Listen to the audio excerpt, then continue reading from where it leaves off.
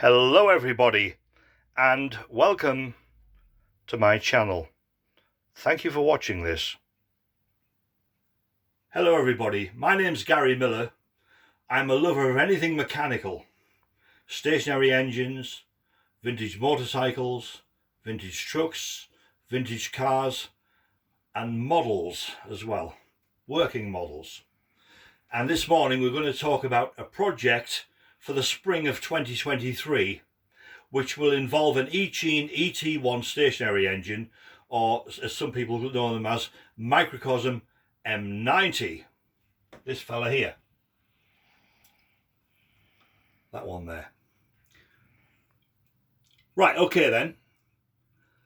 What we're going to do is, it's rather a large project to be honest, but we're going to mount this engine here on this trolley. You might think it's easy, but there's a lot more to it than what meets the eye. For a start off, this model here, the early ET1 stationary engine, they are a beautiful engine. They're much nicer than anything what's available today from the internet. Sorry to say that, but it is. They are substantially built. There's no play on the bearings. Even this little pin here is much more substantial than the ones what you get now. But there's one underlying factor with this which would stop this engine going on the trolley, and that is two things really. There's no room on the trolley for a fuel tank, so therefore I need a new base where the fuel tank fits on there. But thank you to Mona from Sterling Kit. She has provided that, a new base and a fuel tank. And also, you see that? We've got a couple of holes there for the Hall effect sensor for the timing. On the early engines, there's nowhere to support the Hall effect sensor. So thank you, Mona from Sterling Kit, for providing with a new base in order to make this possible for this engine to go on the trolley down here. Now then, back to these engines. These come off eBay. They were made as a limited edition series in the 1990s. They are made by Britons of the UK and they are called an ERTL stationary engine. Echo Romeo Tango Lima, ERTL. If you put that on eBay, you're bound to come across a few because they're all across the world, these things. They are fantastic trolleys, steerable and very authentic. The only problem what's going to be involved is this is all one casting with the trolley. So I'm going to firstly have to cut the engine off here with a cutting disc in a Dremel. Then as we get further down, I'm going to have to cut it off here because it's also around the front and everywhere. And I need to do that first to get the engine off, to get in to cut these pieces off here. Anyway, that's the plan anyway.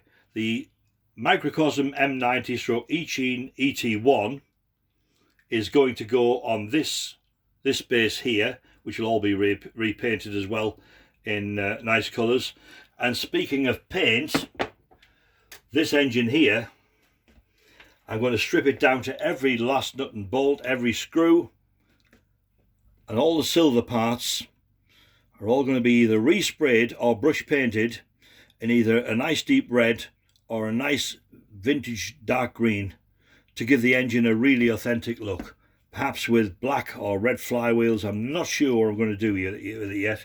We'll sort of do it, you know, we'll go along as we do it sort of thing on a daily basis. So that's the idea. This engine here, this one, this John Deere, which this only came yesterday off eBay. I'm a bit disappointed with this one because it's not as substantial or as realistic as this one here, and the axles and things are rather shabby and a loose fit, so I'll have to do something with that. And with this being a lot less substantially built, I will have to put a smaller engine on this, a single flywheel engine, probably one of them little, I don't know what, 1.2cc or 3cc, whatever they are anyway, and maybe extend the trolley and put a little dynamo on it. I'm not sure what to do yet because dynamos are my thing. I've been involved with dynamos since I was about 14-year-old, and built them, rewound them, restored them, and I'm on about full-size ones now, not model ones. And there's not a thing you can tell me about a dynamo.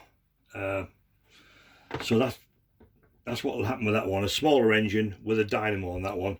This one will go on here, all repainted, restored, and all this is only possible with the help of sterlingkit.com and Mona, who's very kindly helped me to supply all the parts. Just before I go, I would like to remind you that I'm a moderator of a Facebook group specifically for these Eachine engines and similar models, the Engine More, etc., and the Sterling Kit engines. If that is your thing, look at the link on YouTube and come and join our channel. However, please stay with Sterling Kit, because Sterling Kit are the #1 suppliers for parts for these engines and for engines themselves. If you need anything from Sterling Kit, get in touch with Mona at sterlingkit.com, because she will help you no end to get your dream engine how you want it, or if you want any parts, she is the lady to speak to. Mona at sterlingkit.com. Thank you so much for watching. The next installment will be very soon. Thank you. Bye.